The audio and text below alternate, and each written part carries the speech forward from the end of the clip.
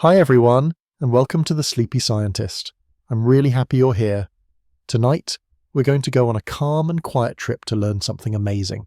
So get comfy, take a deep breath, and let's enjoy this peaceful science story together. Before we start, tell me in the comments, where are you watching from and what time is it for you right now? If you like relaxing science videos, don't forget to tap the like button. Now let's begin. There is a kind of music that never needs a stage, no instrument, no applause. It happens everywhere all the time, and yet most of us never see it. That's because it isn't made for our eyes. Sound lives in the air, but it doesn't wear a body. Instead, it dances in waves, invisible curls and folds that shape the world without ever needing to show themselves. Imagine a soft drum beat echoing in an empty room. You feel it more than hear it. The air shivers. The walls lean in, catching the rhythm. Even the floor hums a little, like it remembers the beat from before. This is what sound does.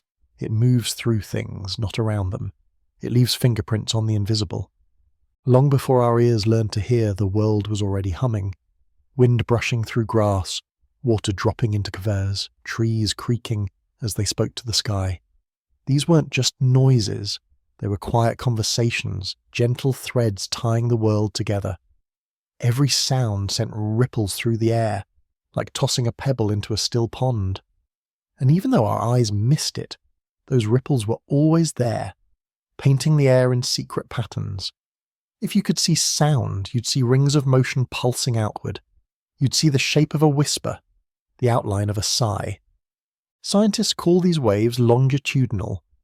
That means the particles of air don't bounce up and down like waves in the ocean. Instead, they press forward and pull back, like someone softly squeezing your hand and then letting go. Each squeeze passes energy forward, like passing a secret from one friend to another in a quiet game of telephone. The air carries the message, but never keeps it. It just keeps passing it on. When we speak, our vocal cords vibrate, tiny folds of muscle that flap together fast enough to ruffle the air. That ruffling is what creates the waves, and those waves travel to someone else's ears. But even in total darkness, when no one is speaking, sound is never fully asleep. The world has its own voice. Crickets chirp under moonlight. The earth groans softly beneath tectonic plates. Even stars, giant balls of gas far across space, vibrate and pulse, sending out songs we can only catch with special telescopes. These stellar sounds are so deep, so slow they might take minutes or even hours to complete a single tone. And yet, they're still sound, still a shape, still a signature in the dark. Now imagine a room with no light, not even a flicker.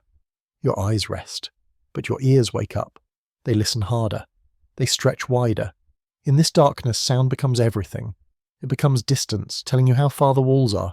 It becomes size, hinting how big the space might be.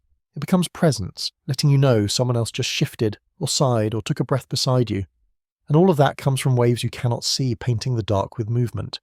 Some people live their whole lives without sight, yet know the world just as deeply through sound. That's because sound shapes space. It maps the room, sketches outlines in silence. There are special tools scientists use to see sound. One is called a cymoscope. When sound passes through water or thin film on this tool, it forms visible patterns, like blooming flowers or tiny galaxies. These patterns change with every pitch and volume. A high note might make tight spirals. A deep bass might ripple like slow-moving fog. This is not magic, it's vibration. It's energy made visible. These shapes aren't drawn by hand, they are carved by frequency. Even animals use this secret art. Dolphins, with their clicks, draw invisible portraits in the ocean. Moths can hear the flapping of a bat's wings and twist in the dark to dodge danger. Elephants rumble through the ground, or their messages travel miles unnoticed by human ears, but loud as thunder to another elephant's feet. Sound is not just heard, it is felt. It is seen by those who know how to look. In a dark cave, you can clap your hands and hear the echo bounce back. That's not just a sound returning, it's the shape of the space being drawn for you. If the echo comes quick and sharp, the walls are close. If it rolls back slowly, the cave is deep. The sound shows you what the light cannot. And in that moment, you are not just hearing, you are seeing, in the way only sound allows. It is the eye of the night, the vision of silence. You may not notice it, but every time you speak, every step you take, every rustle of your clothes sends out a quiet sketch of you into the world. And while those sketches fade fast, they do exist. They mix with the echoes of others. They swirl into the air's invisible diary, a diary that no one reads, but everything remembers.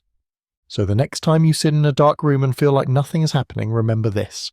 Silence is never truly silent. It is full of shape, full of waves, full of sound that waits to be seen. Let's drift deeper into the sound that shapes the world, the one that doesn't need our permissy. In the dark, sound becomes our only candle. Consider the early astronomers who used radio telescopes instead of glass lenses. They didn't see galaxies. They heard them, as faint blips and tones drawn from radio waves. These waves can travel through dust, through darkness, through time itself. Long after a star is gone, its echo may still be moving, still telling its story. And the machines that catch these echoes, vast dishes pointed skyward, are like the universe's own ears, patiently waiting to be filled. One of the most haunting discoveries in this field was the cosmic microwave background, the leftover glow of the Big Bang. Though we call it light, it is also a kind of frozen sound. Scientists have converted this pattern into audible tones. What does the birth of the universe sound like? A soft hiss, a long sigh, a low-frequency murmur that stretches across space like a blanket.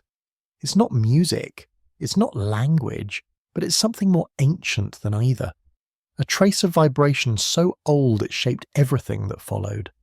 And just as sound travels through air or water, these deeper cosmic sounds travel through space-time itself. They are not limited by sight. They do not need to be seen to be real. This is what makes them so powerful. They are part of the invisible thread that ties galaxies to stars, stars to planets, and planets to people. A thread woven not with light, but with listening. And if we follow it, it leads to questions older than time. What does it mean to exist? What does it mean to be heard? To listen beyond light is to believe that there are voices even in silence, that the dark is not empty, but full of whispers, pulses, and rhythms we have yet to understand, and perhaps in some quiet corner of the universe someone else is listening too. Let's drift deeper into this cosmic listening, beyond the bright points of light we call stars, into the soft darkness where sound takes a different form. In the great hush between galaxies, light can be blocked, bent, or lost, but vibration, the gentle stretching and shrinking of space-time, travels on. When we speak of sound in the universe, we do not mean airborne ripples like the ones we hear with our ears. We mean waves that move through the very fabric of existence, slower, deeper, and older than anything we've ever known. These waves carry with them stories so vast that light could never hold them. One way we've learned to listen to these stories is through gravitational wave detectors, like the LIGO observatories. These facilities use long tunnels and laser beams to detect the tiniest shifts in space itself, movements smaller than the width of a proton. When two black holes spiral together and merge, they send a wave across the universe and LIGO can feel it. Scientists then convert this data into sound, and when you hear it, you don't hear a roar or a scream. You hear a soft chirp, rising in tone and then vanishing. Just a moment, just a note. But that note is the echo of an event so powerful it twisted the universe for a blink in time.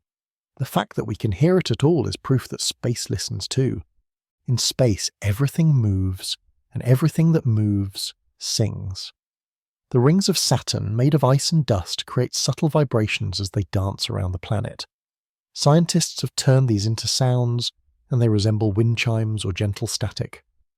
Jupiter's magnetic field sings a song of crackles and whines, like an old radio tuning itself. Even the Sun, our own star, vibrates constantly. These vibrations ripple through its massive body and help scientists see inside it, the way sound helps a doctor see inside a body with ultrasound. They call it helioseismology, the study of sunquakes. It's a strange thing to imagine, but it's true. Even the Sun is always humming. What's more, many of these cosmic vibrations connect to each other. Galaxies move in clusters, and their gravitational pull on one another creates tension, like the strings of a giant harp being plucked. Though we cannot hear this directly, we can map the movement, the patterns, and the resonance. And in those patterns we see order. harmony. Not like a song with verses and choruses, but like the calm pulse of something alive, something ancient. The universe in this sense is not just a place, it is a symphony too vast for any one listener.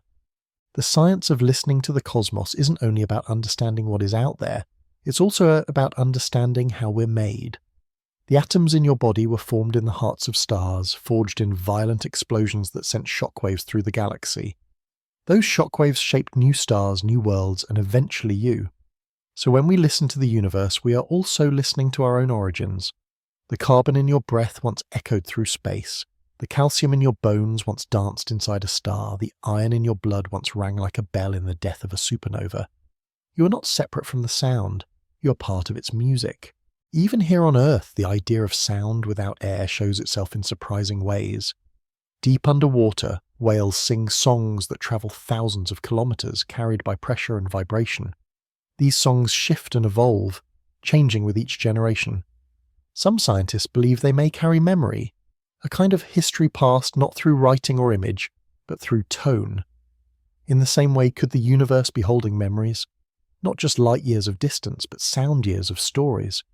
Could it be that every wave, every tremble, every chirp is a letter in a cosmic alphabet we are just beginning to read? There's a term for this kind of understanding: sonification. It means turning data into sound so we can hear what numbers alone cannot tell us. Through sonification, we've heard the orbit of moons, the wobble of exoplanets, the whisper of galaxies far away. These sounds are not artificial. They are translations, just like translating a book from one language into another. In this case, the language is the language of motion, mass, and energy, and our ears, our minds, are learning to listen. The most poetic part of this cosmic listening is that it flips the way we usually see the world. In daily life, we trust our eyes. We look for proof. We search for light. But the universe reminds us that some truths are not visible. They are felt. They are heard. They move through us as rhythm, as balance, as resonance. And this brings us to a deep, calming realization. The universe is not silent. It is full of gentle sound. We just need to be quiet enough to hear it. In the silence of deep space, even the faintest wave is a shout, a ripple that says, "I was here," a thrum that tells us, "Something happened." These messages take billions of years to arrive. They are patient, they are soft, but they are persistent, and they never stop. So when we sit in a quiet room, when we turn off the lights and listen, we are not alone. We are surrounded by the echo of everything. The past is humming in our ears, the stars are still singing, and space, that great black canvas, is full of notes waiting to be heard. Now let us return to Earth, where the stars still sing above us, but the sounds of the universe move more quietly beneath our feet. The idea that we are part of something vast is easy to forget in the noise of daily life. But in stillness, in darkness, in the quiet spaces where modern machines fall silent, the ears of the universe keep listening, and so do we.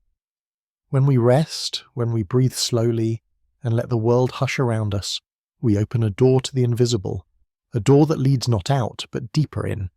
Because to listen beyond light is not only to understand galaxies or gravitational waves, it is also to understand ourselves. We are made of vibration. From the soft beating of the heart in the womb to the rhythmic rise and fall of our breath, we carry sound within us. The bones of our skull are shaped to conduct it. The fluid in our inner ear is tuned to tiny ripples. Even our skin responds to low frequencies, like thunder in the distance or the hum of an engine. These responses are ancient. They are part of the brain's first language. Before we had words, we had sound. Before we had sight, we had rhythm. And sound does not only enter us, we give it back. Every movement we make, every sigh, every whisper adds to the world's invisible song. When we speak, our voice carries the shape of our body, the depth of our lungs, the path of our breath. Each voice is a fingerprint of sound, unique in pitch and resonance. And when two people speak together, something even more extraordinary happens. Their brainwaves begin to synchronize. Their heartbeats may slow or quicken in tandem. Sound becomes a bridge, not just of meaning, but of biology, of shared presence. This idea expands when we think of groups, choirs singing, audiences clapping, crowds humming in unison. These shared sounds create a collective rhythm, a communal frequency that can be felt in the body. In many ancient cultures, music and sound were not for entertainment, they were medicine, a way to bring the mind and body into harmony, to call forth healing, to calm storms inside the soul, monks chanting in temples, drums beating around fires, wind instruments echoing through canyons. All of these are ways of tuning the self to the world, of hearing the deeper music that is always playing even when there is no instrument in sight. Today, science is beginning to return to what these traditions always knew. Researchers explore how sound frequencies may ease anxiety, improve sleep, or even assist the body in healing damaged tissues. Hospitals sometimes play gentle tones in neonatal units to calm premature babies. Therapists use singing bowls, gongs, or tuned vibrations to release emotional tension. These are not more magic. They are resonance. They are reminders that we are creatures of wave and pattern, and that the right sound at the right time can change everything. But there is another form of listening, one that goes beyond ears or bodies. It is the kind of listening we do in the dark with our full attention, with the whole surface of our being. When we sit quietly under a dark sky with no goal but to listen, we become part of the larger story. We become part of the long wave of time that carries the voices of stars, the sighs of planets, the tremors of black holes. We become a listener in the cosmic concert, and that role, small as it seems, matters, because the universe may not need us to hear it, but it has never stopped speaking, and perhaps the deepest reason it continues to sing is because something in us longs to hear it. Something in us knows that silence is never empty, that the spaces between sounds are full of meaning, that even the quietest pulse contains wonder. And when we give ourselves to that wonder, when we sit with it, we remember what it feels like to belong not just to a world, but to a universe that listens back. So tonight, or any night, go somewhere dark, somewhere still. Close your eyes, breathe slowly, and listen. To the wind, to your breath, to the soft settling of the air. Listen for the notes that have travelled billions of years to arrive here, now, in your presence. You might not hear a voice, you might not hear a melody, but you will feel something, a hum, a weight, a gentle pull. That is the sound of being part of something greater. It is the sound of stars that have long since burned out, of planets that may never be seen, of black holes that collide far beyond our reach. It is the music of movement, of memory, of matter shaped by time. It is not loud, it does not diminish, but it is real, and it is always there. This is what it means to listen beyond light, to hear not just with ears but with awareness, to sense the tremble in the fabric of space, to honour the silence not as absence but as presence, the presence of all that has been, all that is, and all that is yet to come, riding on waves that never needed light to find their way. And in that knowing you become part of the music, not separate from the stars but stitched into their song, a note in the long, slow symphony of the universe, heard eloderes, and never alone. Far below the ocean's glittering surface, where sunlight fades and colours disappear, there is a world shaped entirely by sound. In this twilight realm, darkness is constant, pressure is immense, and yet life thrives, not by seeing but by listening. Here, whales move like shadows through the blue-black deep, guided not by sight, but by songs that stretch across oceans. Their voices echo for miles, curling through canyons of coral, gliding over ridges of rock, touching places no human has ever seen. This is how whales whisper through darkness, with long, low calls that are more than sound. They are memory, they are maps, they are love letters passed through liquid time. Unlike air, water is thick and heavy, but it carries sound far more faithfully. In the open sea, a single whale's call can travel hundreds, even thousands of kilometres.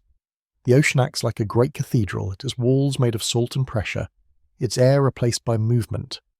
Whales have learned to shape their songs with precision, sending signals to each other across impossible distances. A mother hums to her calf as they drift side by side. A lonely male sings to the horizon, hoping someone far away will answer. A pod clicks and chirps and pulses as they hunt together in silent teamwork. All of it happening in near total darkness, an invisible symphony that fills the sea with meaning. Each species of whale has its own language. The high-pitched clicks of sperm whales are sharp and fast, like stones tapping on metal. The songs of humpbacks are long and wandering, full of rises and falls, like a tide of emotion made audible. Blue whales sing the deepest songs of all, and so low that humans can't hear them without special equipment. These calls rumble through the ocean like distant thunder, felt more than heard, and yet, to other blue whales, these sounds are clear. They are full of information about size, location, mood, perhaps even identity. In a world where eyes are often useless, the voice becomes everything. Whales are born into this language. From the moment they enter the water, they begin to listen. A calf stays close to its mother, learning the shape of her call, memorizing the sound of safety.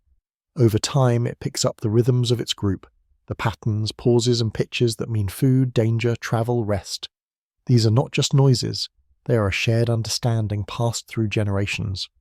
Some scientists believe that whale cultures, the learned behaviors and songs of pods, can last for decades or longer. A melody sung today might echo the memory of ancestors long gone. And these songs are not Siam or static. They change. Humpback whales in particular are famous for this. Their songs evolve year by year, season by season. A phrase is added, a note is stretched, a new pattern emerges. Sometimes an entire ocean's population will adopt a new version of a song, as if the sea itself has decided to rewrite the script. No one fully understands why this happens, but suggests something powerful.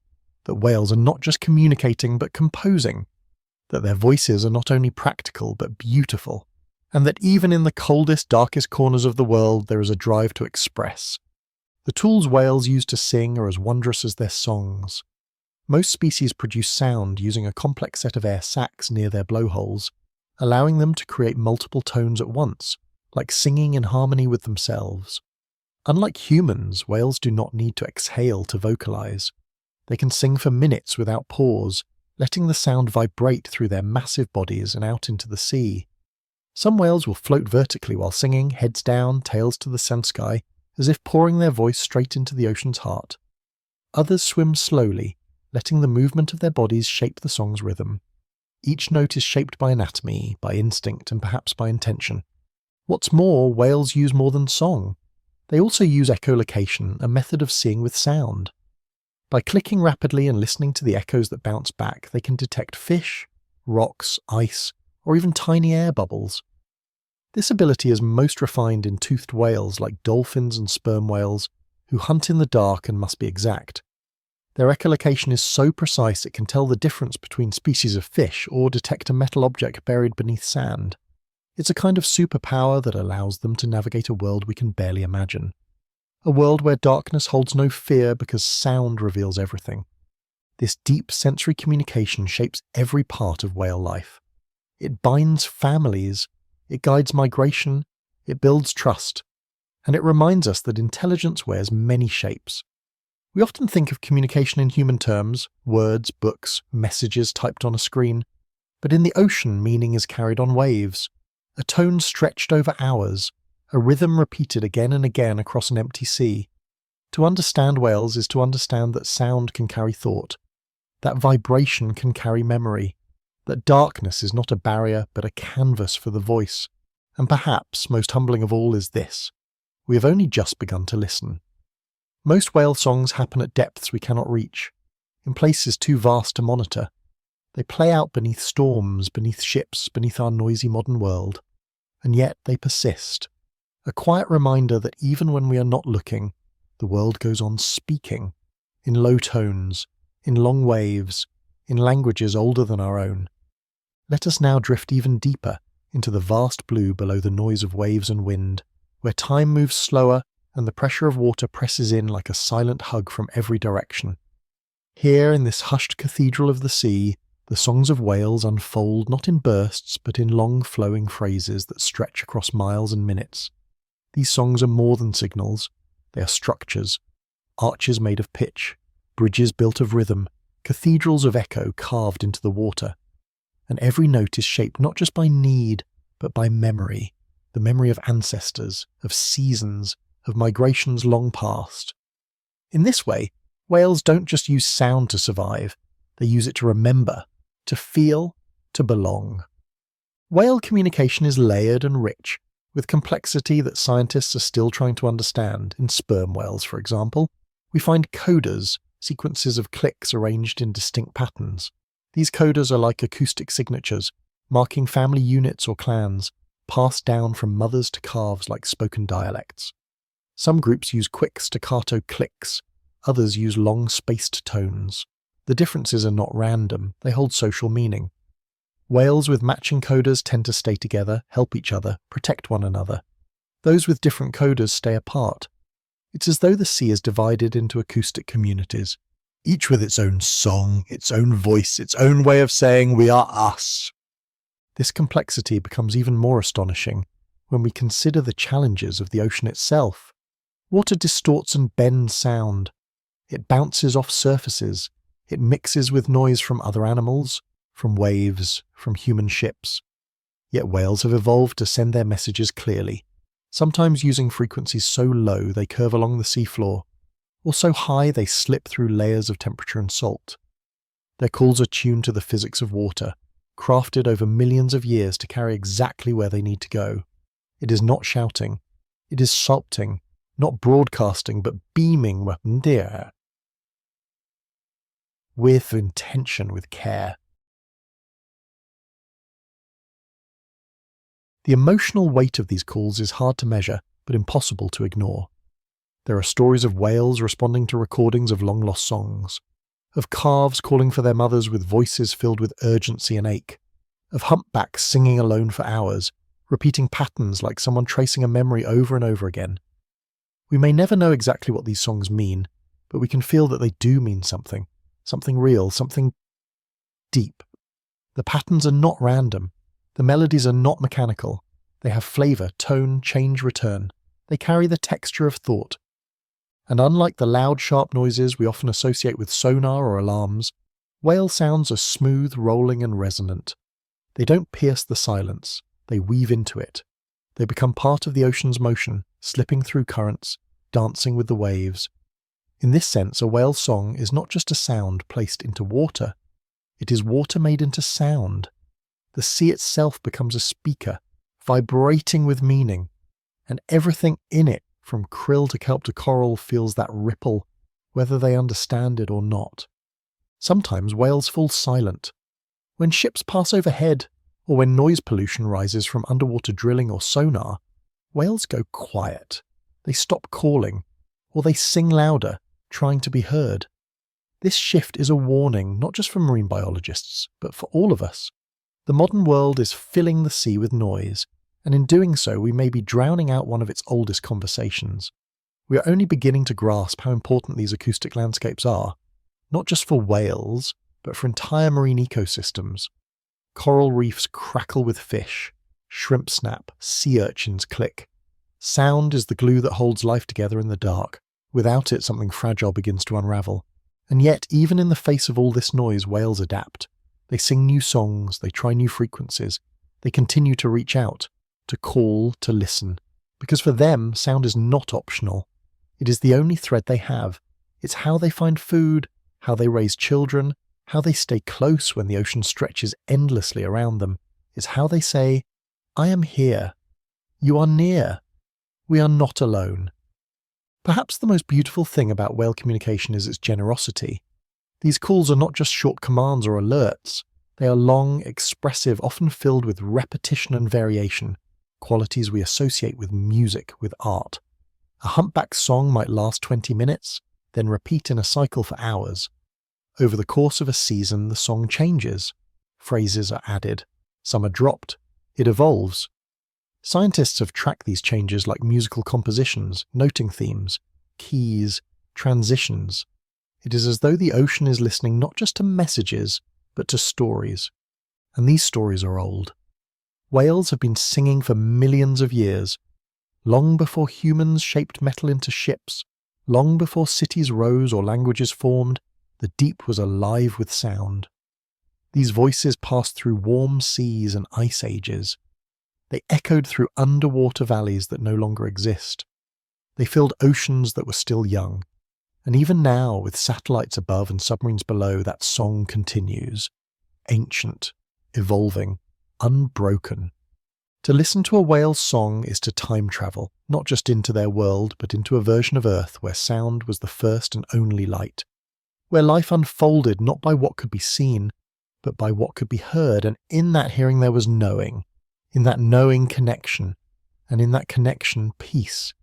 Now let us float with them, slowly, quietly, through the last layers of ocean where the light has vanished completely, and the only thing that remains is sound. A vast world opens here, not barren, not sinned, but full of low pulses, distant calls, and watery echoes. This is not emptiness. It is fullness made invisible, and in this darkness whales are not lost. They are at home. Every call they make is like a torch lighting the path ahead, every reply like a hand reaching through the cold to say, "I hear you." Their voices shape the dark. They give it colour. They give it weight. They make it feel known. There's a kind of trust in the way whales communicate, trust in the water to carry their song, trust in the listener to understand it, trust in the darkness to hold them. We often think of darkness as fear, as absence. But whales do not. To them, it is a place of messages, a place where voices grow stronger, where connection deepens because nothing can be seen. Sight may tell you where someone is, but sound tells you how close they feel. In the dark ocean, closeness is not a matter of distance, it is a matter of listening, and the ocean listens too. Every stone, every fish, every wave becomes part of the story. The sea carries songs across entire basins, it bends them along layers of salt and heat, it folds them into currents, and sometimes it keeps them, echoes of a call bouncing back days later, soft as a memory returning without warning. These echoes do not fade quickly. In deep trenches and under cold layers, sound lingers like breath on glass. It waits, it wanders, and in that wandering it becomes part of the ocean's memory. Scientists are beginning to understand this idea of memory not as something held only in brains, but in places, in patterns, in vibrations.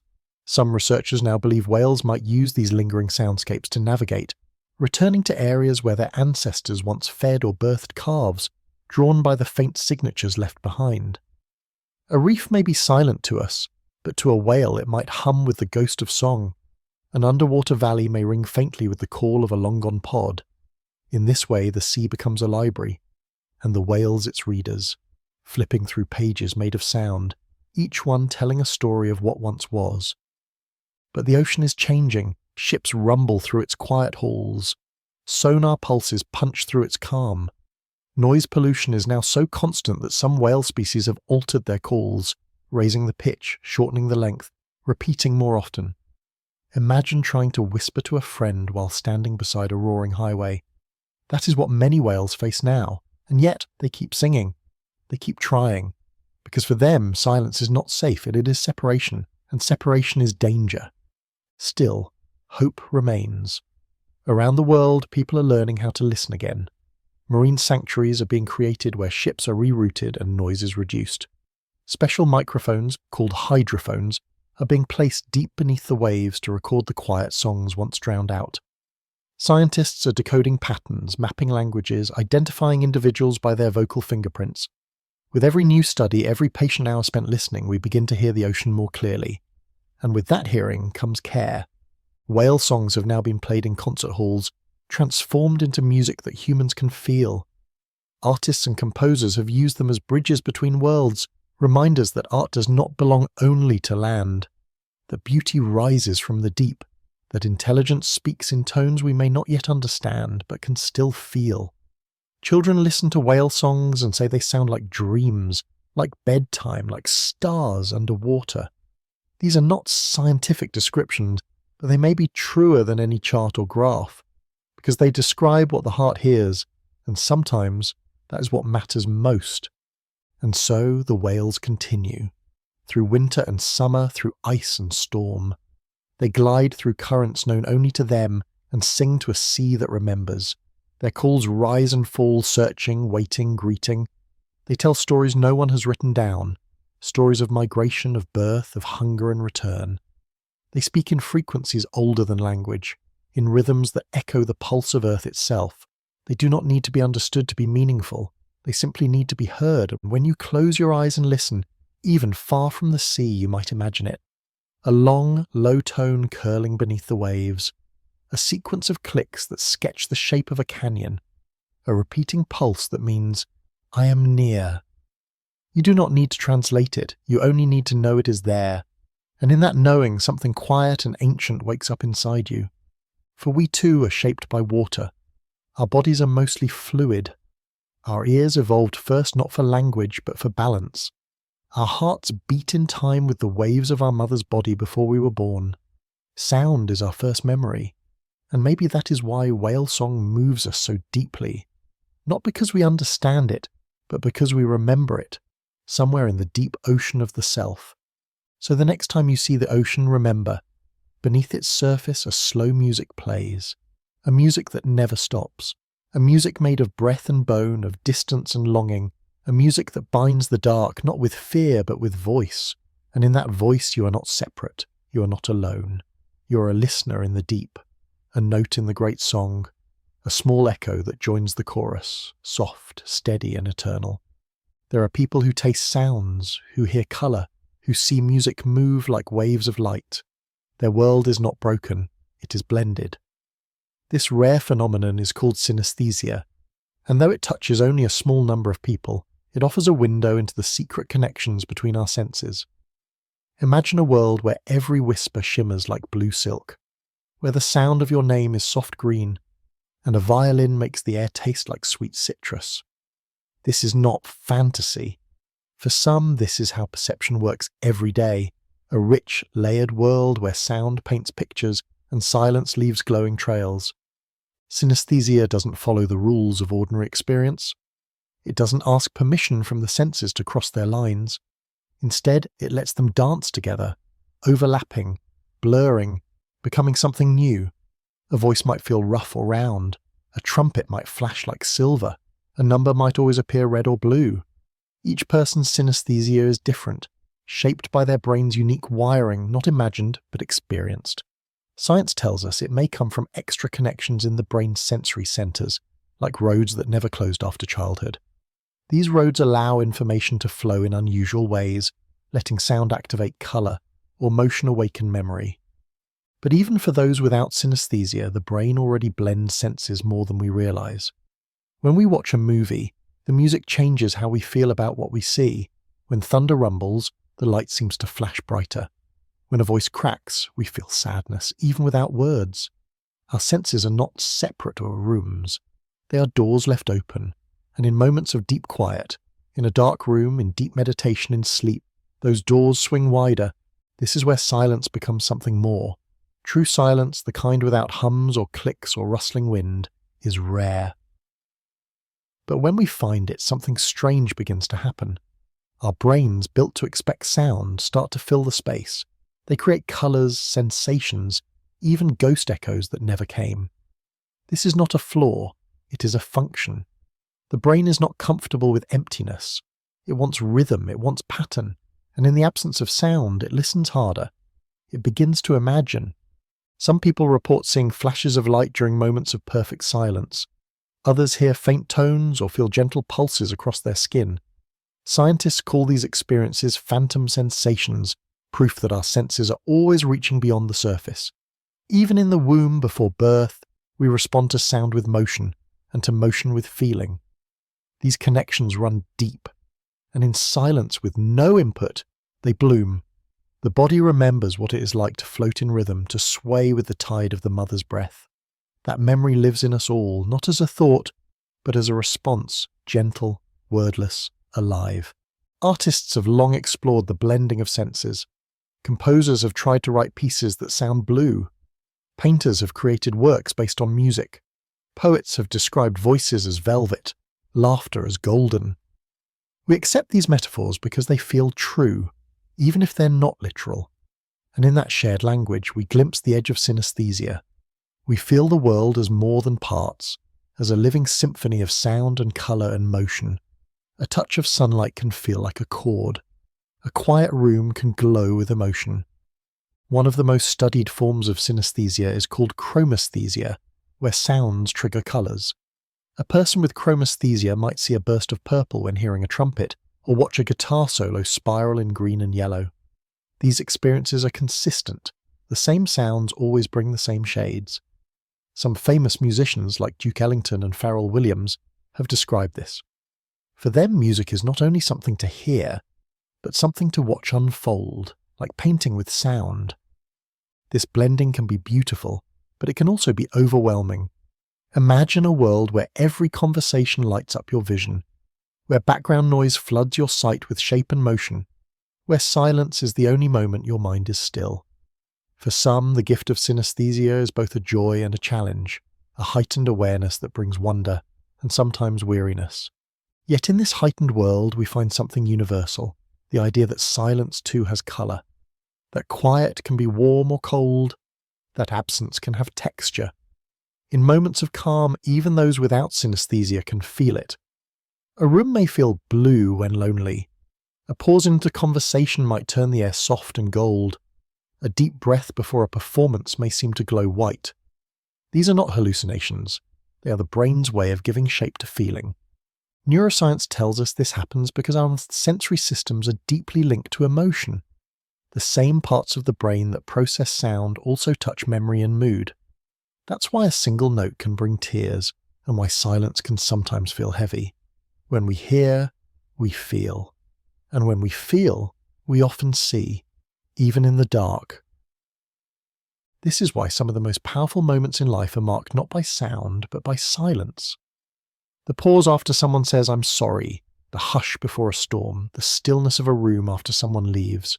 These silences are not empty. They are full. They shimmer. They echo. They wrap around us like colours with no name, and they remind us that sound is not the only way to feel alive. So imagine a space where there is no sound, no light, no movement, just stillness. Stay there, breathe, and then notice what begins to rise, a memory, a feeling, a colour, a hum that isn't heard but felt. That is your mind listening beyond the senses.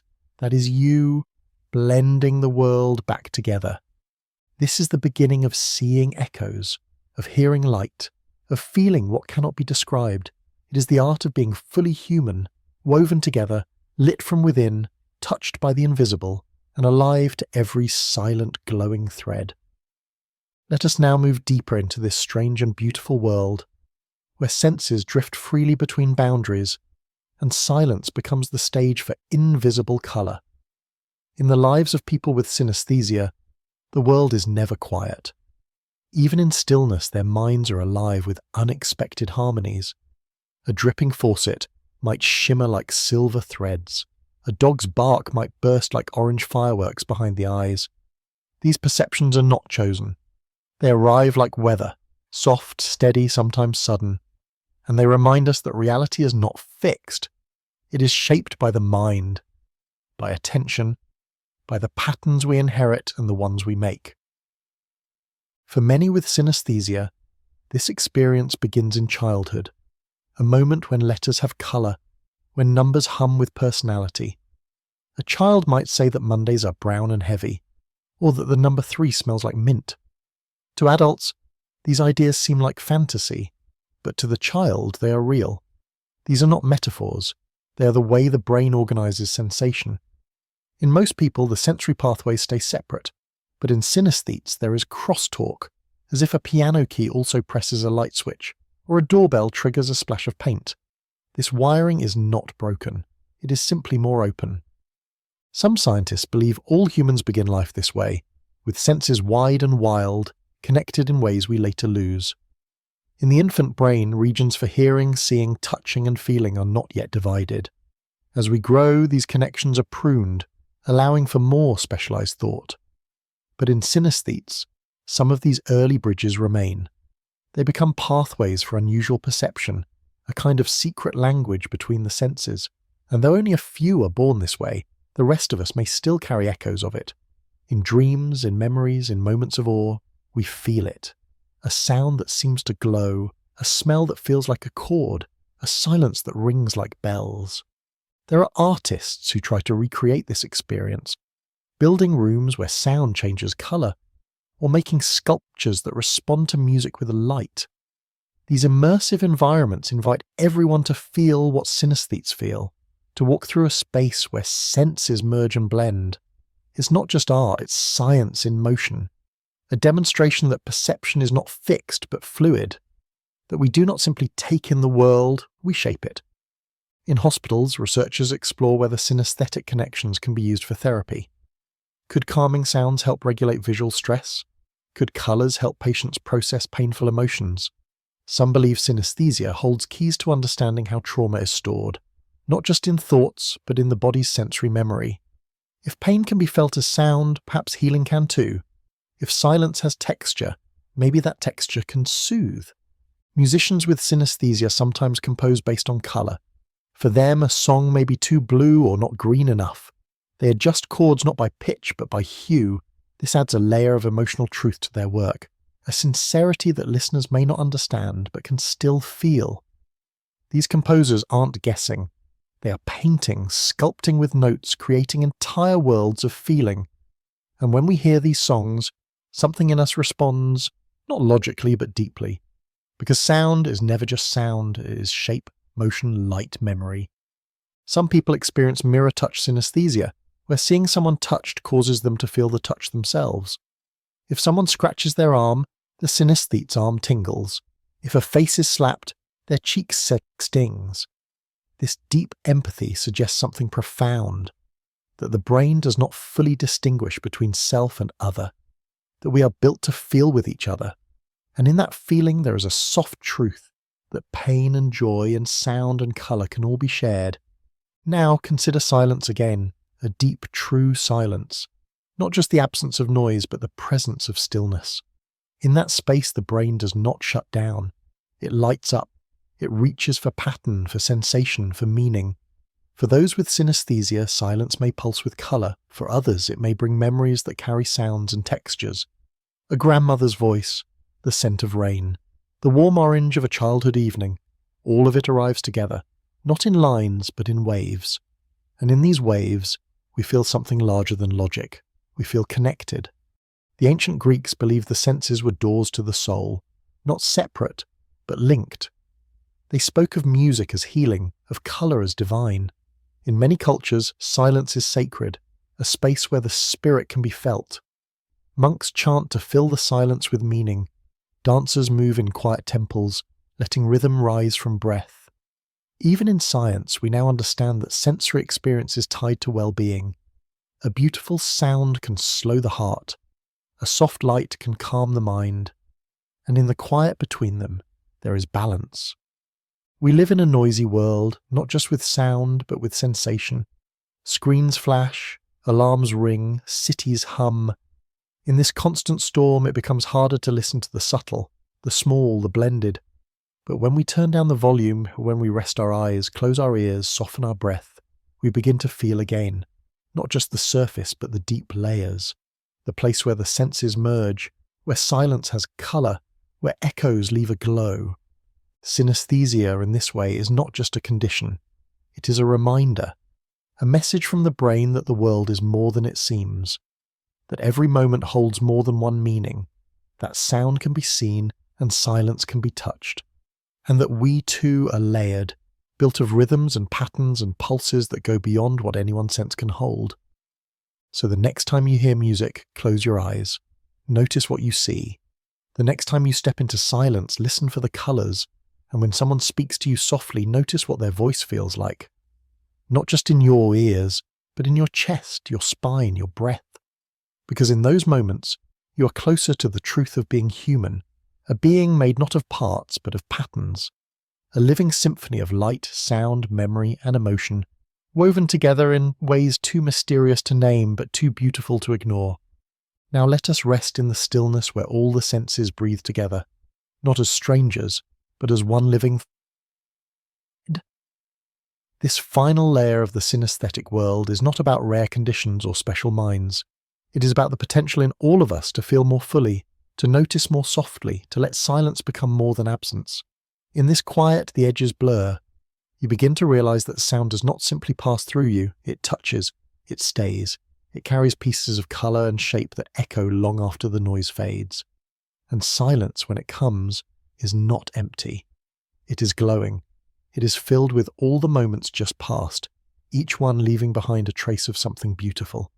In sacred places, where walls are wide and high and the light is dim, you may find that silence takes on a sound of its own.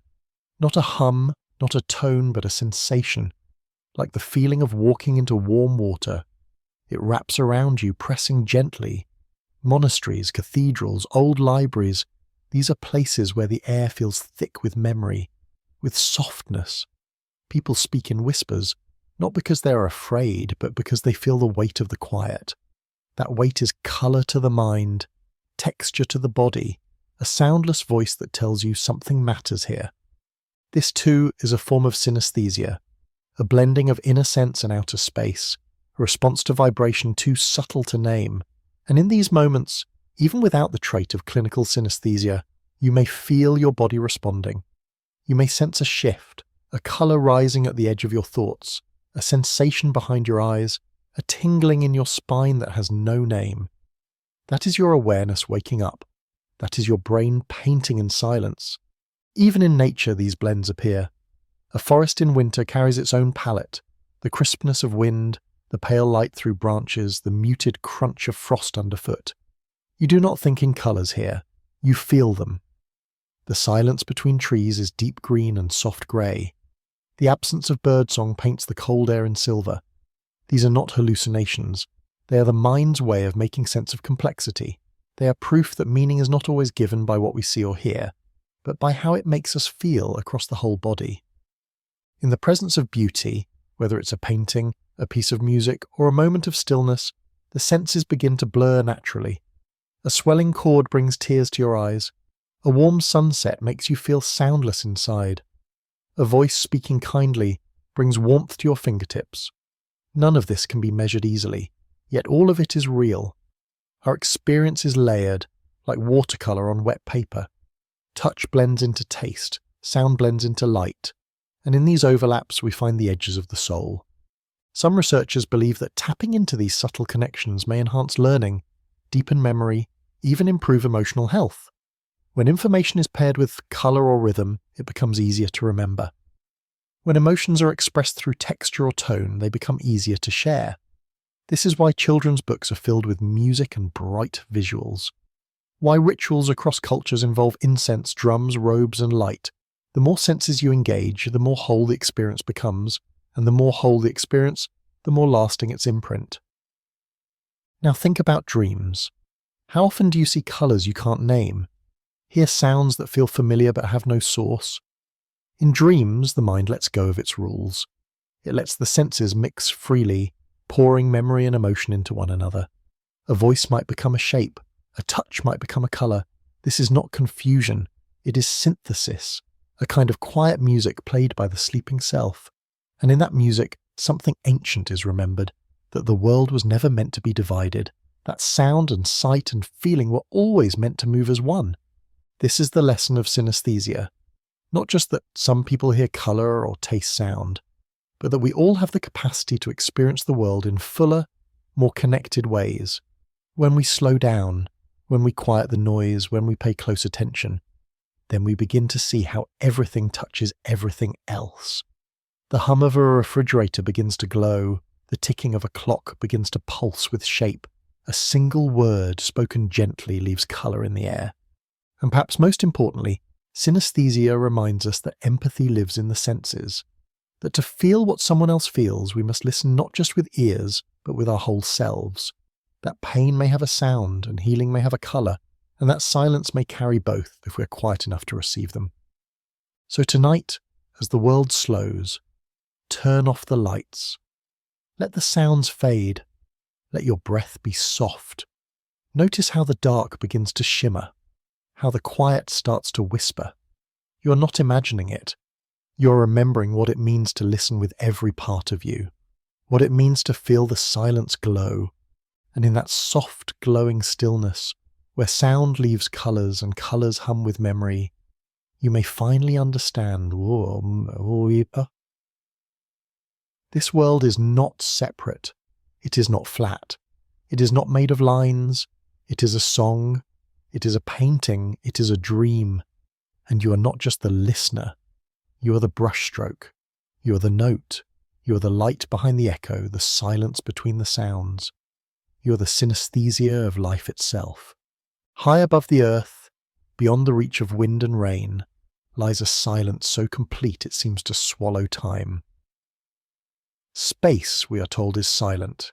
It has no air, no breeze, no bird song or thunder. And yet this vastness is not empty. It is vast, yes, an endless stretch of black, but it is not without voice. It hums in ways our ears cannot hear. It pulses with energy, with motion, with stories carried not on air, but on waves too wide, too long, too old to notice unless we are still. This is the quiet between stars, and it is not absence. It is presence stretched across light years. It is what space really sounds like. If you were to float in space, your body wrapped in a suit, you would hear nothing. No explosion would reach you, no whisper, not even the sound of your own breath, unless it was inside your helmet, locked in the little bubble of air that kept you alive. Sound, as we know it, needs a medium. It needs particles to bounce between, to shake and rattle and wave. Space, in its truest form, has almost none. The distances between atoms are so wide, the particles so few, that traditional sound cannot travel. But that does not mean there is no sound, it means the sound lives differently. The universe is not silent, it is vibrating. Stars tremble, planets ring, black holes growl with mass. These movements send out ripples, not in air but in fields, in magnetism, in radiation, in the very fabric of space-time. These ripples, when captured by our instruments, can be translated, slowed down, shifted into tones we can hear, and when we do, we find that space is full of music. The sun, for instance, vibrates with millions of frequencies at once.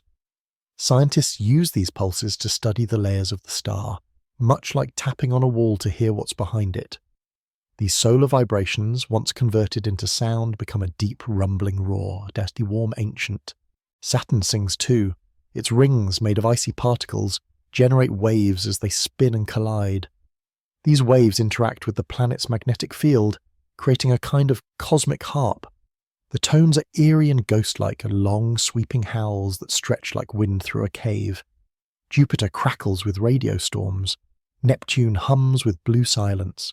And Earth, too, has its voice, a soft chorus of hisses and chirps, made by interactions between the sun's wind and our magnetic shield. All of this happening without air, without ears, and yet undeniably sound. The Voyager spacecraft, sent into deep space in the 1970s, carried with it a golden record, a message from Earth that includes greetings in many languages, music from Bach to blues, and sounds of waves, birds, laughter. But it also carried microphones. And though those microphones could not hear in the traditional sense, the spacecraft itself could sense. It could detect the plasma waves in the space between planets, those subtle vibrations that ripple through the soup of particles left behind by stars. These waves were recorded, converted, and brought back to us. The result? A kind of space symphony, high ringing tones that shimmer like glass, like the breath of the galaxy itself. Even in the voids between galaxies, where there is almost nothing, sound lives. Black holes, the most silent of all objects, produce gravitational waves when they collide. These are not sound waves as we know them, but ripples in the structure of reality. When detected by observatories like LIGO, they can be transformed into audio. The famous chirp detected in 2015 was the sound of two black holes merging, a brief rising tone that marked the end of a billion-year journey. Just a second long, just one breath. But in that second, the universe spoke. Astronomers now use sonification, the art of turning data into sound, to explore the cosmos. Images from telescopes can be converted into audio, with brightness becoming volume and position becoming pitch. A cluster of galaxies may become a deep swelling chord. A distant quasar might sing like a bell. These sounds are not fiction. They are real. They are the result of waves translated across senses, and they help us understand the universe not just with our minds but with our bodies, with our ears, with our feelings. Because something happens when we hear space. We feel its scale, we sense its patience. The vastness becomes less cold, less mathematical. It becomes intimate. It becomes human. We are no longer just observers peering through lenses. We are listeners. We are part of the rhythm. And so when we say space is silent, we must also say it is singing. Not for us, but through us, in vibrations, in light, in time stretched so wide it feels like forever. The quiet between stars is not a void. It is a stage, and the music, though slow, though hidden, though hard to hear, is always playing. Let us now drift deeper into that great cosmic silence, the quiet between stars that stretches wider than any sea, older than any memory. Here, in this endless darkness, the idea of sound must be reimagined. It is not something that arrives in the ear. It is something that emerges in the body, a vibration, a pattern, a motion in the fabric of everything. If you could float without gravity, beyond all planets, in the middle of interstellar space, there would be no air to carry a song. Yet the very molecules around you, so few and far between, that would still pulse with energy. They would carry information not in pressure, but in presence. This is the sound of space, not a tone, but a trembling. The universe is made of waves, light waves, gravity waves, waves of probability, of heat, of magnetism. And where there are waves, there is rhythm. Where there is rhythm, there is music. The only difference is time. Some of these waves are so slow, so wide, so old that we cannot experience them in our tiny, quick lives unless we stretch them, translate them, breathe them in through a new kind of hearing. That is what scientists now do. They take the slow breath of the cosmos and turn it into something we can understand with our senses. Take, for example, the sound of a pulsar. These are dense, collapsed stars that spin rapidly, like cosmic lighthouses. Some spin hundreds of times per second, flashing bursts of radio waves in a perfect beat. When we convert those pulses into sound, we get clicks, ticks, and steady taps. A perfect metronome set by the universe itself. No conductor, no musician, just gravity and momentum and time. These sounds are steady, precise, and sometimes haunting, because they are not made with intention, they are not composed, and yet they feel like music, a lonely drum echoing across eternity. Now imagine a galaxy cluster, billions of stars orbiting a common center, moving in slow spirals, pulling on each other with invisible threads. The mass of these clusters bends light, distorts space, and sends out gentle waves of gravity that we can barely detect. But with the right instruments we can listen. Scientists create sonified maps of these clusters, where each star becomes a note, each black hole a low tone, each spiral arm a sweeping phrase. The result is not a song in the way we know it, with melody and rhythm, but a feeling, a presence, a wash of sound that tells you this is vast, this is alive, this has moved forever. Even closer to home, space tells its story in sound. Earth's magnetic field, a shield shaped by our spinning iron core, vibrates constantly in response to the solar wind. When this wind crashes against our planet, it excites particles in the upper atmosphere, creating auroras and electromagnetic waves. Satellites pick up these waves and turn them into audio. The result is a chorus of strange shimmering tones, chirps, whistles, and roars. It's called space weather, but it sounds like an alien ocean. It reminds us that Earth, even while spinning in the dark, is never truly quiet. These sounds matter because they help us understand what we cannot see. When a star dies, it does so in silence, at least to our ears, but the waves it sends out are recorded in the fabric of space-time. A supernova might produce gravitational ripples, electromagnetic bursts, and gamma rays. Each of these is a kind of sound, each tells a story, and when we gather those pieces and turn them into vibration, we are not adding to the universe. We are translating it. We are bringing its movements into our own scale, into something the human heart can feel. The silence of space, then, is a mirror. It reflects our need to listen, our desire to find pattern and rhythm in even the most distant places, and what we hear is not noise, it is a slow unfolding, a gentle call. The universe is not speaking in words, it is breathing. And when we listen, we join that breath. Astronauts have often spoken about the silence of space. They say it is profound, heavy, beautiful. Inside their ships they hear hums and mechanical clicks, but outside in the void there is nothing, just stars glowing in perfect silence. And yet those same stars are releasing waves. Light, heat, motion. They are shouting in a language that has no sound, only presence. To be in space is to understand this, that silence is not the opposite of sound. It is what holds sound, what shapes it, what allows it to arrive.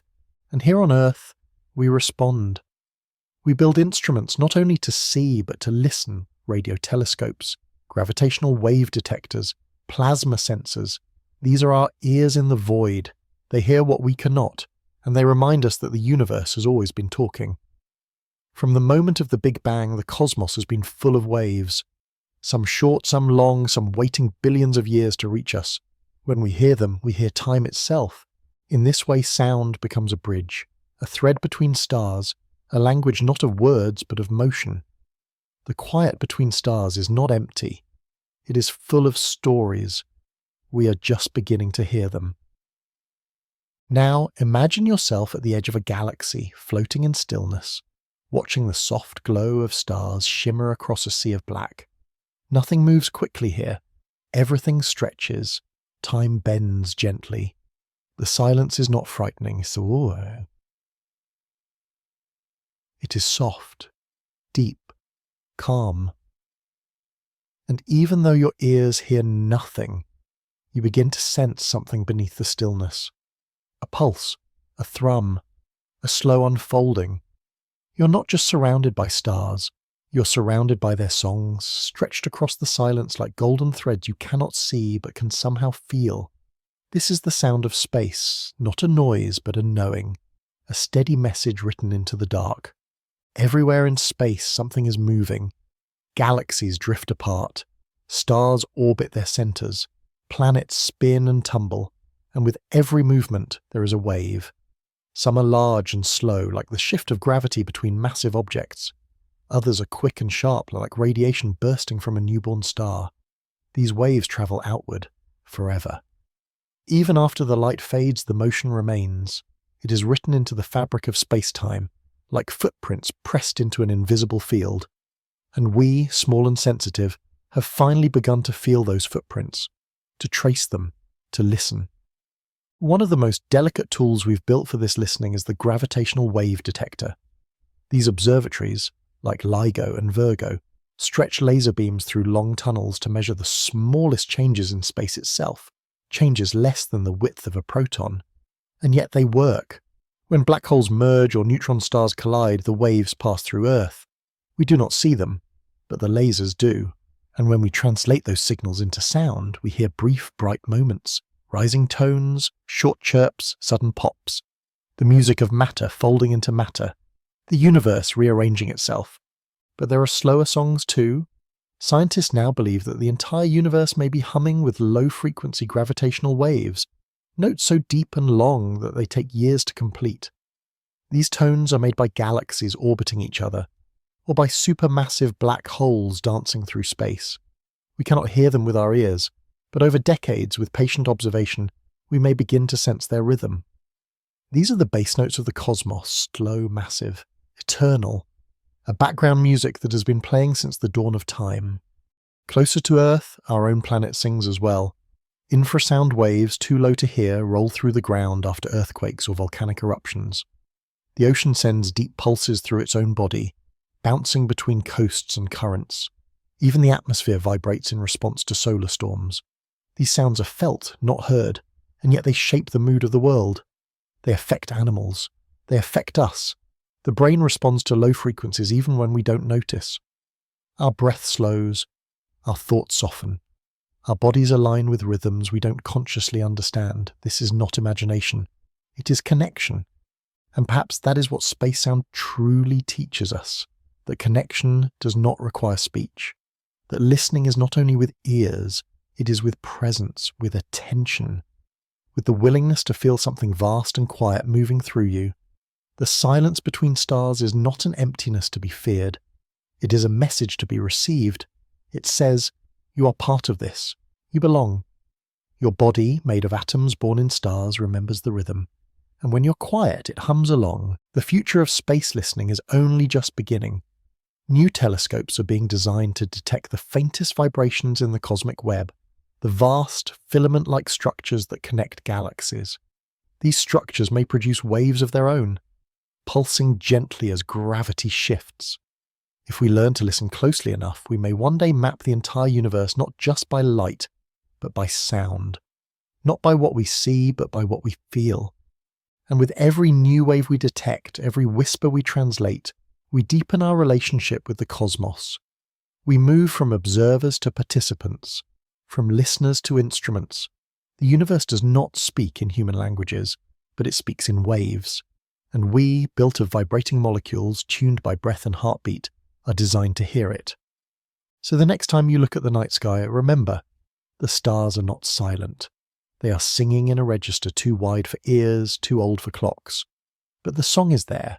It moves through you, through the trees, through the oceans, through the bones in your hands and the water in your eyes. And in the quietest moments, when the world seems still, you may notice it.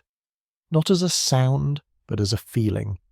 A deep, slow music that began long before you were born and will continue long after you are gone. This is the quiet between stars. Not silence, but song. Not emptiness, but everything. And in this great dark symphony, you are not alone. You are part of the chord. A single note in the long, gentle sound of the universe becoming itself over and over, forever. As the sun slips below the horizon and the last light fades from the trees, a different world awakens, one not made for eyes, but for ears. In this world, vision takes the shape of vibration, and maps are drawn in echoes. This is the realm of the bat, a creature that flies through darkness not with sight, but with sound. While most animals depend on their eyes to make sense of the world, bats have evolved a different method, a way of painting the night using pulses of sound and the silence between them. Their language is not light, it is echo. To understand how bats see, we must first forget how humans see. Our eyes catch reflected light and turn it into shapes, distance, depth. Bats do something similar, but instead of waiting for light to bounce back, they send out tiny cries, high-pitched and rapid, too fast and too sharp for us to hear. These sounds travel out like invisible beams. When they hit an object, a wall, a leaf, a moth, they bounce back.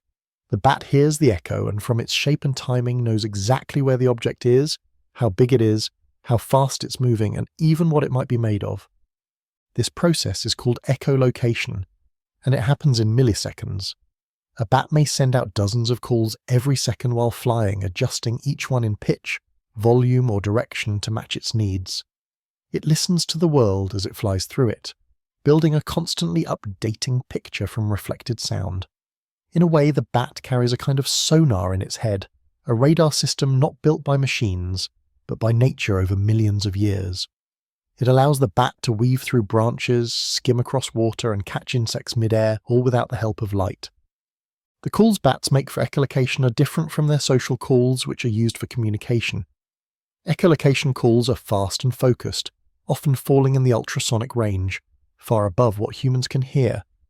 These calls are like thin blades slicing through the air, bouncing back with precision. And different species of bats use different types of calls depending on their environment. Forest bats tend to use shorter, quieter calls that prevent echoes from bouncing too much in the cluttered space. Open-air bats use louder, longer calls that reach across distance. This customization shows a deep adaptability, a way of shaping sound to fit the shape of the world. Some bats even adjust their calls in real time, changing their frequency to reduce interference from other bats flying nearby. In a swarm of feeding bats, each one listens to its own echoes, tuning out the rest. It is like hundreds of musicians playing at once, each hearing only their own instrument. This is not chaos. It is coordination at the level of microseconds, of motion, of pure rhythm. But echolocation isn't just about avoiding obstacles or catching prey. It's also a kind of awareness, a full-body sense that reaches out, feels the world, and responds. In humans, vision is mostly centered in the head. But for bats, echolocation is everywhere. The shape of the nose, the curve of the ears, the texture of the wings, all of it helps in receiving and interpreting echoes. In some species, large, leaf-like noses help focus outgoing sound. In others, giant ears twist and turn like satellite dishes, picking up returning waves from all angles. The whole body becomes an antenna tuned to the night. And even though the images created through echolocation are not visual in the traditional sense, They are vivid.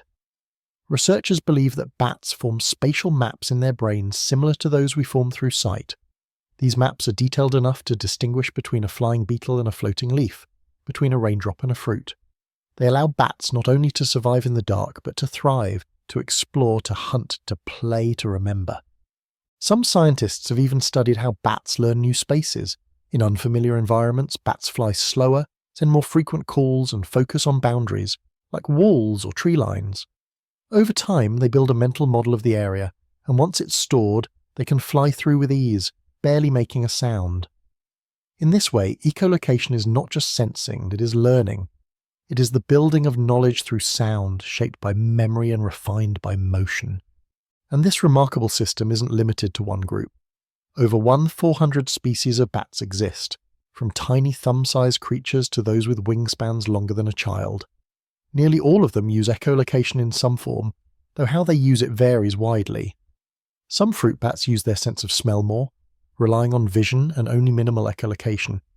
Others, like the greater horseshoe bat, rely almost entirely on echoes, navigating with stunning accuracy through pitch-black caves and forests. Even more astonishing, echolocation isn't limited to bats. Dolphins use it in water. Some birds, like oilbirds and swiftlets, use it in caves. And there are even humans, blind individuals, who have taught themselves to echolocate using tongue clicks, tapping canes, or clapping hands. Their brains adapt, reshaping the auditory cortex to process echoes as spatial information. In brain scans, areas usually devoted to vision light up. It is proof that the human brain too is capable of seeing with sound, if given the chance. So what does all this tell us about perception? It tells us that vision is not a single thing. It is not limited to eyes. It is the act of knowing what surrounds you. Whether by light or by sound, the brain constructs a world. And that world can be just as detailed, just as meaningful, whether built by colour or by echo. In fact, in many ways, sound may offer advantages that light cannot. It bends around corners. It works in the dark. It brings motion into focus. It feels closer, more intimate. It tells a story not just of what is, but of how it is moving, how it is changing. In the world of the bat, silence is never empty. It is full of movement, of return, of shape. Every flutter of wings is echoed back.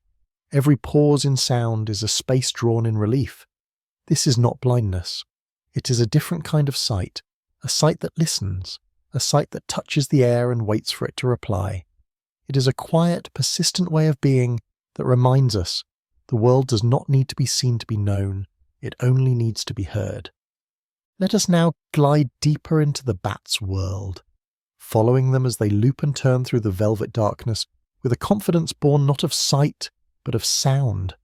Imagine being in a cave where your eyes can see nothing, not even your hand before your face. Yet around you, bats dart and weave at full speed, never colliding, never hesitating. They are not guessing, they are reading. Reading space with their voices, listening for the echoes that return, and adjusting course with each new beat. This is echolocation not as reaction, but as conversation, a continuous dialogue with the air, where each pulse carries a question, and every echo returns an answer. The level of detail bats extract from these echoes is astonishing. When a sound bounces back, the delay tells them distance. The change in frequency hints at texture. The direction the echo returns from, filtered through each ear, reveals location. But there's more. A bat can detect the flutter of a moth's wings, the edges of a flower's petals, the hardness of bark or the softness of fur. It's a kind of sonic vision that combines radar, touch and time. The image it forms is not flat. It is living, breathing, always updating. Some species, like the Egyptian fruit bat, use a more advanced form of echolocation. Instead of emitting constant calls, they release sharp click-like bursts at key moments, much like a camera flash.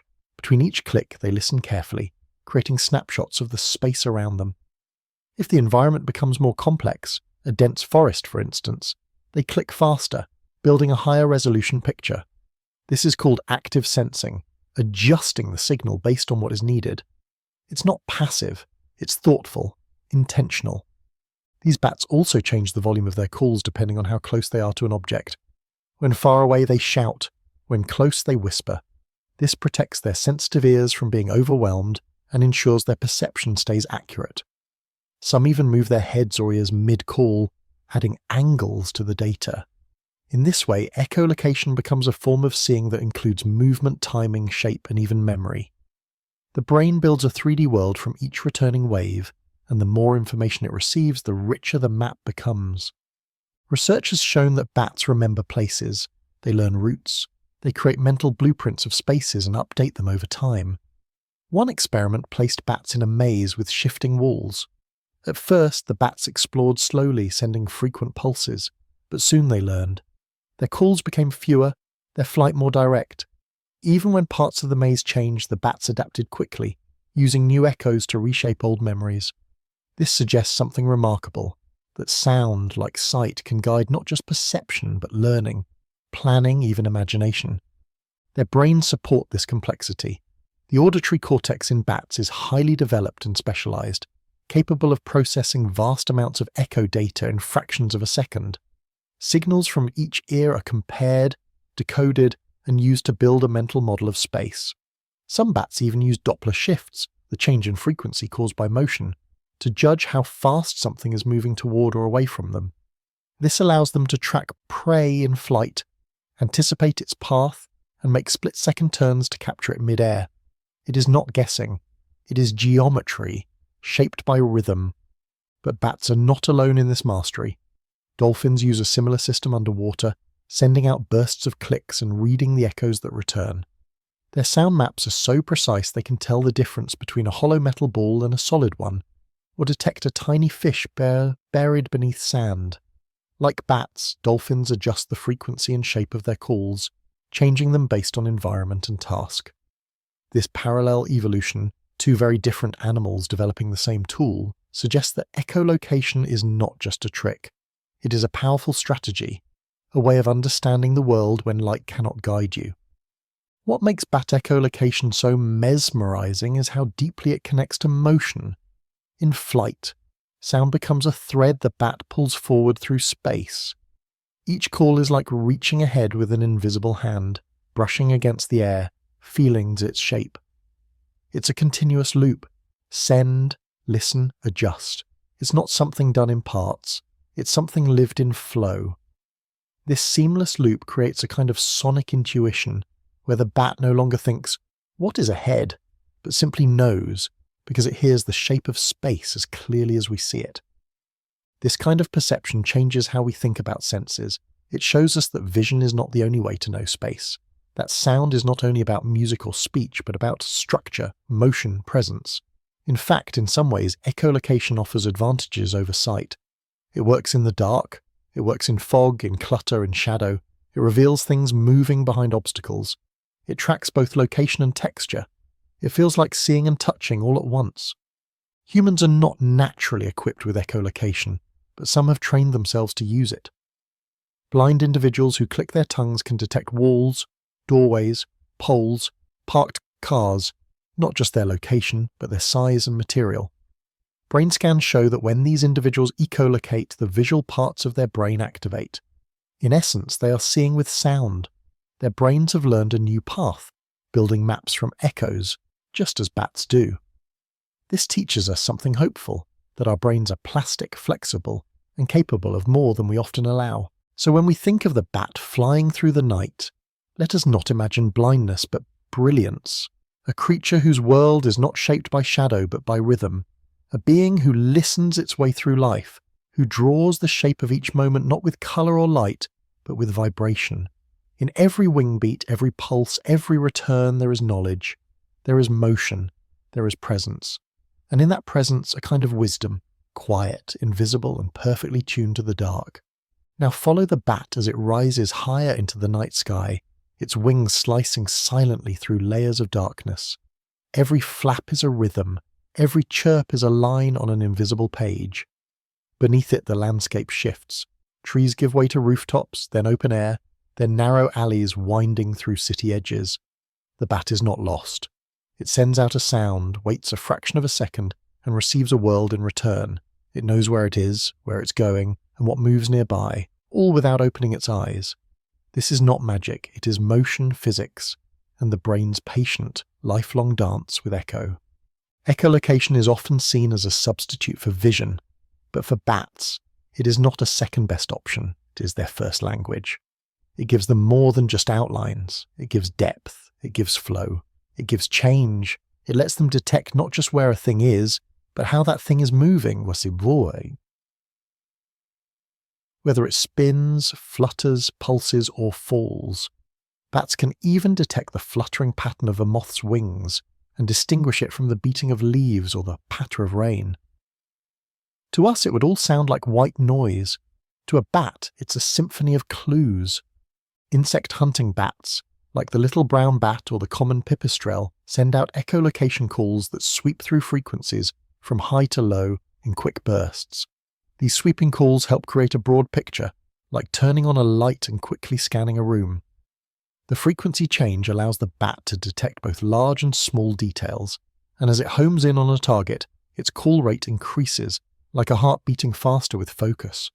This quickening is called a terminal buzz, and it often signals the final moment before the bat makes its catch. A whisper, a click, a capture, a dance completed, and yet in all this precision, there is grace. Echolocation isn't just function, it is beauty. In the same way that birds sing and whales compose underwater arias, bats create patterns in space. Their calls change not only based on what they need to find, but how they feel, what season it is, what time of night. A mother might adjust her calls when flying near her pup. A male might alter his pulses during mating season. These changes suggest that echolocation, like all forms of language, has depth. It may carry information not just about things, but about intentions, relationships, moods. Researchers have even found that bats recognize each other's calls. In colonies where hundreds or thousands gather, each bat's voice carries a signature. Just as we can identify a friend by their tone or pace of speech, bats can hear one another in the dark, not just as bats, but as individuals. This social layer adds another richness to echolocation. It is not only a tool for navigation, it is a thread between lives. When young bats begin to learn echolocation, they start with imprecise calls, louder, slower, less focused. Over time, with practice and feedback, their brains refine the process. They begin to understand which echoes matter and which to ignore. They shape their signals with more care, learn to time their listening with greater precision, and slowly they master the art. This learning mirrors how human infants learn language, through trial, rhythm, repetition, and response. The parallels suggest that echolocation is not a fixed skill, but a developing one, tied deeply to growth, memory, and experience. Even more remarkable is the bat's ability to navigate in absolute darkness, without stars, without light, without movement from the wind. In caves, bats can find their way through pitch-black tunnels lined with jagged rock, twisting corners and tight spaces. They do this not by sight, but by reading layers of reflected sound. The echoes tell them everything: how far, how wide, how soft, how safe. And when thousands of bats fly together through narrow openings, they do not crash, they harmonize. Each bat moves in tune with the others, adjusting calls, paths, and pace in real time. It is not chaos, it is choreography, performed by instinct and shaped by sound. This ability has inspired scientists and engineers in many fields. Technologies like sonar, radar, and even autonomous navigation systems are modelled after echolocation. Medical imaging too, such as ultrasounds, uses the same principle. A signal is sent, a reflection is received, and an image is built from delay and depth. The bat, flying silently through the forest, is not just a marvel of nature. It is a living blueprint for how we might listen more deeply, build more sensitively, and understand the world beyond the limits of light. And what about silence? For a bat, silence is not the absence of sound, it is the gap between pulses, the moment between the call and the return. It is a pause filled with meaning, like the space between words in a poem. That silence is not empty. It is where information lives, where the world speaks back. Each gap holds potential, a whisper from the environment, an answer from the dark. It teaches us that silence is not a void, but a place of listening. So perhaps the lesson of the bat is not just biological, but personal. That we too can learn to listen with more than ears, that we can sense shape through pattern, presence through vibration. that in a world that often rushes to fill silence, there is value in the echo, in waiting, in pausing, in receiving the world not just as it appears, but as it responds. We do not need wings to understand this, only stillness, only trust, only the willingness to send out a quiet question and let the darkness answer. For in that answer, in that echo, is a kind of vision, a kind of truth, a reminder that what we cannot see may still be felt, that the night is not empty, that the world is always speaking, that even in silence, even in shadow, to those who know how to listen. There are sounds that vanish the moment they're made, a whisper in the wind, a footstep in sand, the quiet flick of a switch. But there are other sounds that linger, not in the air, but in the body, in memory, in space itself. These are echoes that stay long after the voice is gone, folding themselves into the folds of a room, the curves of a cave, the shape of a life. This is the memory of echoes, the way sound continues without light, without presence, without explanation. It is the way the world remembers being touched by vibration, a kind of listening that exists beyond hearing. When a sound is made in a large hall or a canyon or a cathedral, it does not stop when the speaker does. It moves outward, bouncing against surfaces, folding in on itself, softening, stretching, fading. But as it fades, it does not simply disappear. It leaves a trace, a pattern in the air, a memory in the walls, a suggestion in the brain that something was here, that something passed, that something mattered. And that trace is not just physics, it is feeling. The echo is not only what the sound was, it is what the sound became. In caves, this becomes especially clear. Early humans chose caves not just for shelter, but for their acoustics. The walls held sound. A shout would return, a chant would expand, a single beat of a drum would ripple across stone, echoing in strange, unpredictable ways. Some archaeologists believe that ancient art was placed where echoes were strongest, that images of animals were painted on walls that answered with sound. The space spoke back, and those who lived in it knew how to listen. They knew that a place could carry the memory of voice long after the voice was gone.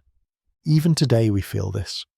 In empty houses, a room that once echoed with laughter may feel quiet in a different way. Not just empty, echoing with something that isn't there. In an old church, footsteps ring with more than sound. They stir something, not a ghost, not a spirit, but a presence. The memory of sound living in silence. The architecture of emotion built from vibration. The brain remembers echoes too. In fact, it uses them to understand the world. When you walk into a room, your ears pick up on how sound behaves, how quickly it fades, how sharply it returns, how full or hollow it feels. Without thinking, your brain builds a map. This room is small, that hall is tall. This street is open, that tunnel is narrow. These judgments happen instantly, unconsciously, shaping how you move, speak, listen. You may not notice the echo, but your body does. It adjusts your voice, your pace, your sense of space, and these echoes carry memory in a deeper sense. A certain tone might remind you of a childhood home. A specific pitch might bring back a summer night. The echo itself isn't the memory, but it calls the memory up, like a ripple tugging on something buried deep.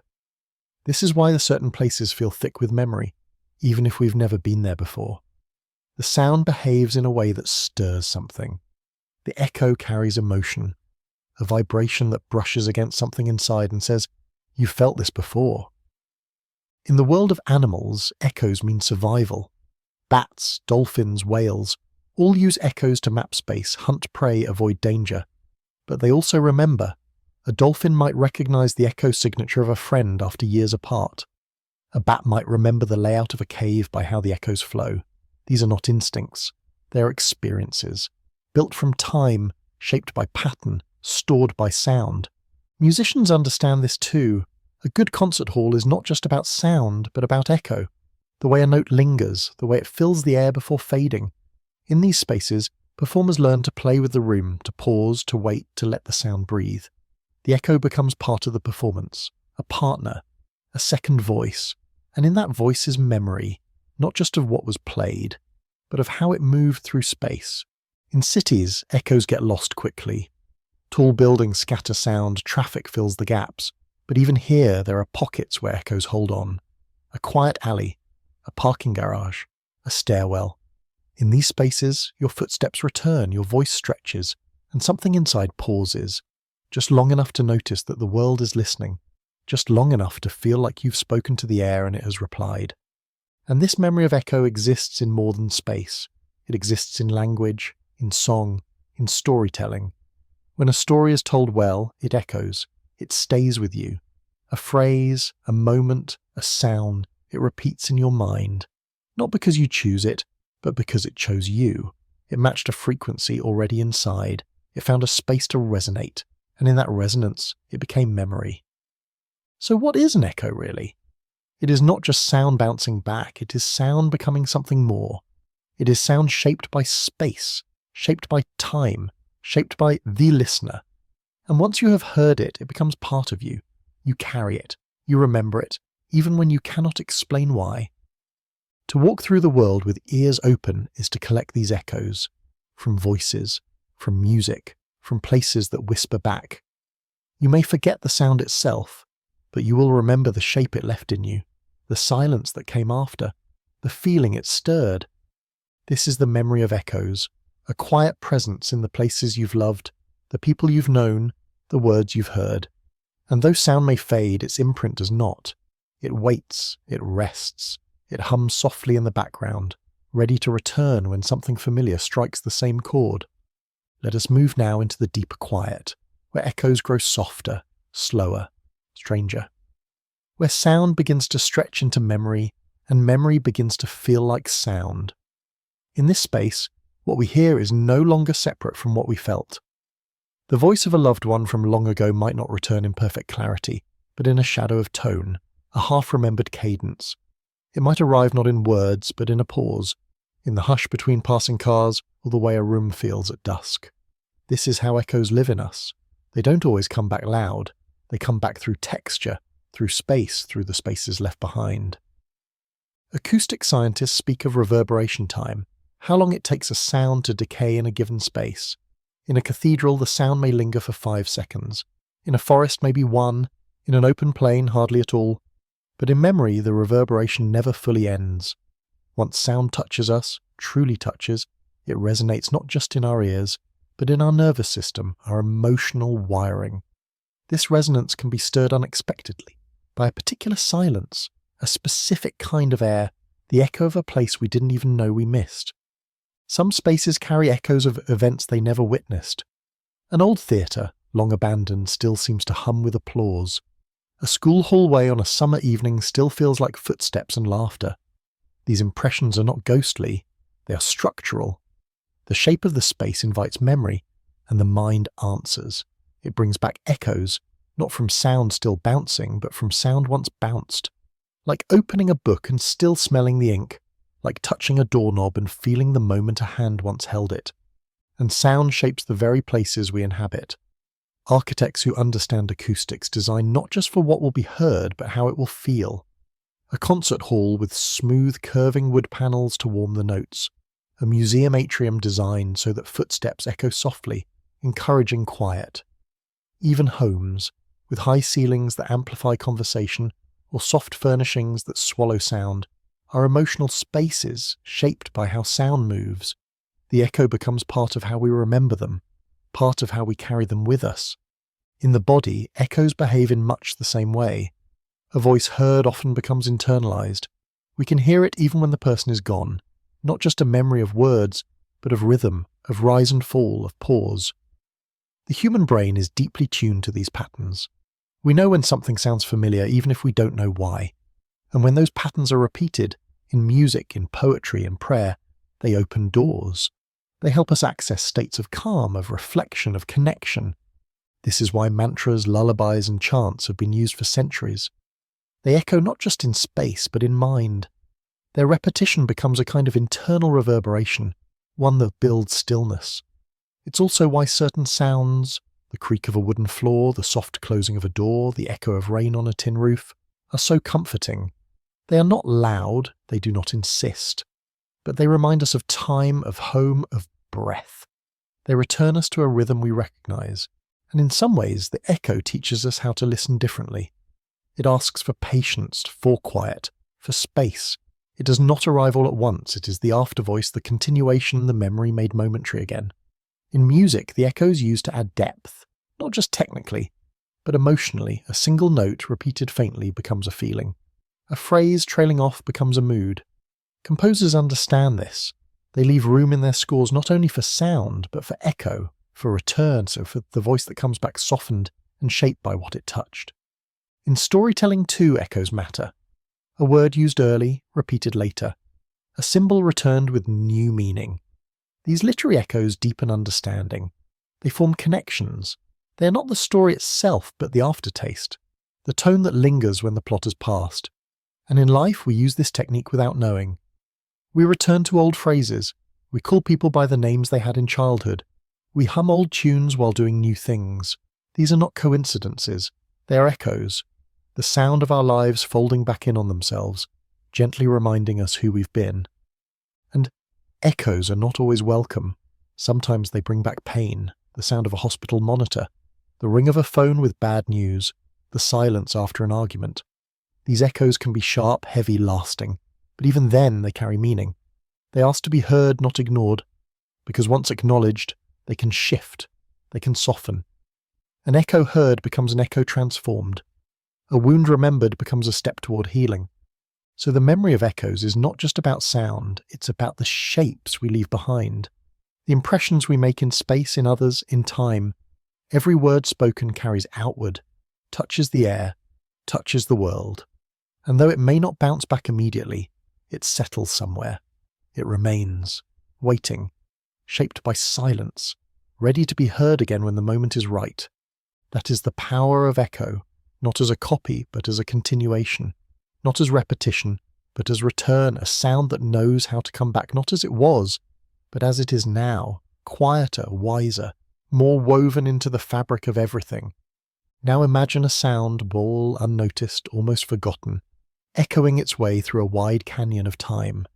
At first it's clear, then softer, then distant, but somehow it never really disappears. It becomes part of the canyon, part of the stone. The shape of the space begins to include the sound, as if the place was made to carry that voice and always will. That is what happens with echoes in our lives. They don't end when the sound ends. They become part of the place, part of the self. They fade from the ear but settle in the soul, whispering gently in moments when the world is quiet enough to let them rise. In dreams, echoes return more clearly. A hallway you walked as a child, the hum of a refrigerator in a long-lost kitchen, a laugh you haven't heard in years, arriving so suddenly and precisely it feels like the person is in the room again. Dreams are filled with these fragments, not just images, but sounds. And these sounds carry feelings, messages, echoes from the past stored in the folds of the mind. You didn't mean to remember them, but there they are, rising like breath from somewhere deep. Even in waking life, echoes return when we least expect. A phrase in a stranger's voice that matches someone you loved. A bird call that transports you to a childhood backyard. The creak of a door like the one in your grandmother's house. These are not just memories. They are activations, echoes unlocking time. The body recognizes the pattern before the mind does. Your breath catches. Your heart pauses. For a moment you are in two places at once, the present and the echo, both real, both meaningful. Sometimes we seek these echoes on purpose, or we return to places, not because of what is there, but because of what once was. A park where we once sat quietly, a bridge where a conversation changed us, a room that heard our joy or held our sorrow. These places hold echoes, and we go to listen, not with ears, but with presence. The sound may be gone, but the shape it left remains. A curve in the air, a tilt in the light, an emotional texture that can only be felt by being there. In some cultures, there are ceremonies for echoes, rituals where the past is remembered not through telling, but through silence, through stillness, through waiting. The people gather, the sound is made, and then they listen. Not for what comes next, but for what comes back. This listening becomes sacred, a recognition that time doesn't just move forward, it circles, it folds, it returns, and in those returns we find continuity. We find meaning. Echoes can also guide us. Just as animals use sound to map the world, we use emotional echoes to navigate choices. We remember how something made us feel, and we listen for that feeling again. We move toward familiar peace or away from repeated pain. The body echoes experience. It stores it. It sings back when a similar note is struck. This internal echo is not always logical, but it is wise. It teaches through resonance, through repetition, through that quiet tug of, this feels like before. And in moments of reflection, in stillness, in grief, in meditation, echoes come back as companions, not loud, not sudden, but present. They sit with us. A parent's voice saying your name, a friend's laughter drifting through time, a song that once held you together when you were falling apart. These echoes don't solve things. They don't fix the now, but they remind you that you've lived, that you've felt, that you've heard and been heard, and in that reminder there is comfort. Science is now learning that sound may be stored in more than air and memory. Some researchers study how vibrations affect materials, how stone and wood carry histories in subtle shifts. There are theories, still new, that certain places record moments, not in tape or film, but in structure. The idea that sound could be imprinted, not only in the brain, but in the very walls of the world. If this is true, then perhaps every place holds echoes, some waiting to be unlocked, others always present for those who know how to feel them. And so we come back to silence, not as emptiness, but as readiness. The space where echo lives, where memory waits, where sound, once made, returns not as noise but as presence. When we stop filling every moment, when we allow the hush to stretch, we begin to notice the echoes. We begin to hear the past as part of the now. We begin to understand that every sound we make, every word, every breath, every laugh, every goodbye, is still travelling somewhere in some form. That is the legacy of sound. Not permanence, but echo. Not volume, but return. The quiet that follows is not absence. It is continuation. It is the universe folding the sound back into itself, softened, deepened, made more whole by distance. And in that folding, it gives it to us again. So the next time you speak, pause. Listen for what comes after. In the space between sentences, in the space after song, there is an echo waiting. Not just of what you said, but of who you were, of what you meant, of what you hoped would linger. And if you're quiet, truly quiet, you may hear it coming back to you, soft as breath, deep as memory, real as any word. This is how sound lingers without light, not as repetition, but as reminder, that we are always echoing, that we are always being echoed, that in the vast stillness of the world nothing is ever truly lost, only waiting to return.